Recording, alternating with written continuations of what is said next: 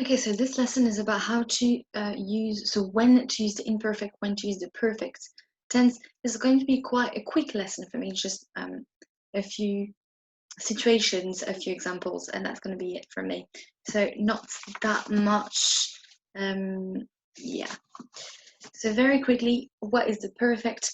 What is the imperfect? The perfect is also a tense of the past. They're both tenses of the past. So when do we use which? Let's see it on the whiteboard. So the perfects here, perfect, or the imperfect, yes, the imperfect. Okay, the perfect is going to be used for what somebody did in the past.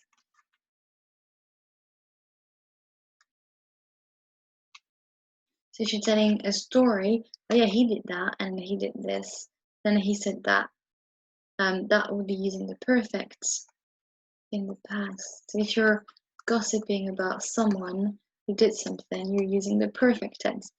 And then if you're talking about something that has a consequence on the present, for example, I have broken a glass, now there's glass everywhere, then there's a consequence in the present.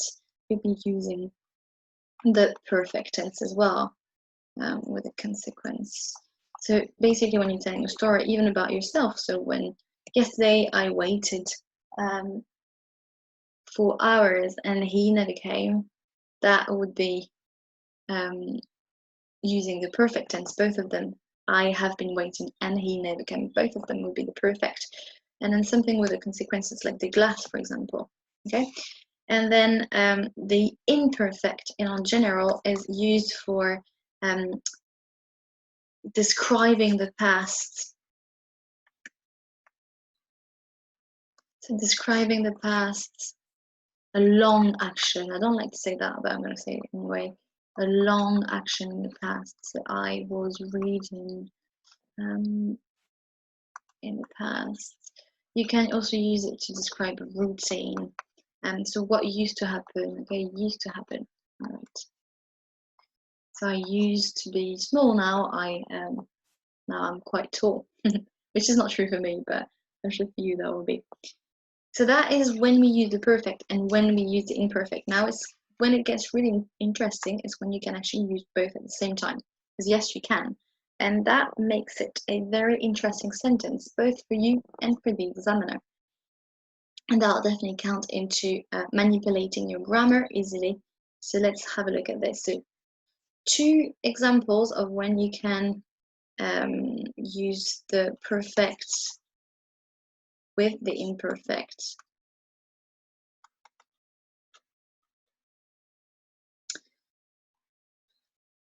So let's say when something is ongoing, for example, so an ongoing thing, we're using the imperfect. So I was reading, using the imperfect. It's ongoing. When suddenly something happened. Okay, something happened.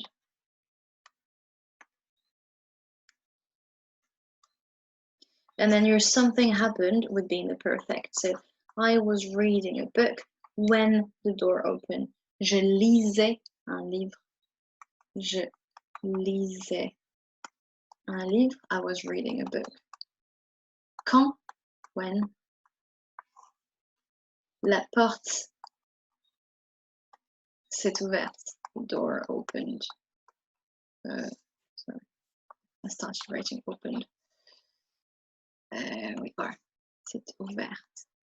Okay, so that would be an example of when you use the imperfect combined with the perfect. And then my second example for you would be when you're describing something in the past, so a description in the past. And I would use the imperfect for that. So and then an event with consequence. consequence on the description.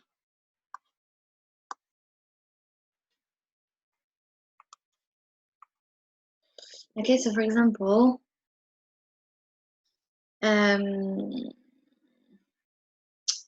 let's think about it.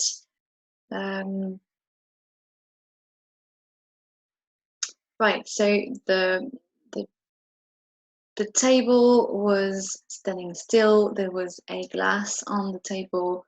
It was near the edge. Right, you're describing a scene here, and you're using the imperfect tense to describe it. Okay, so the glass was on the table. It was near the edge, and then everything started to shake, and the glass fell.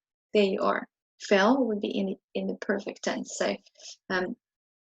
le verre était sur la table, the glass was on the table, était sur la table, and then it fell.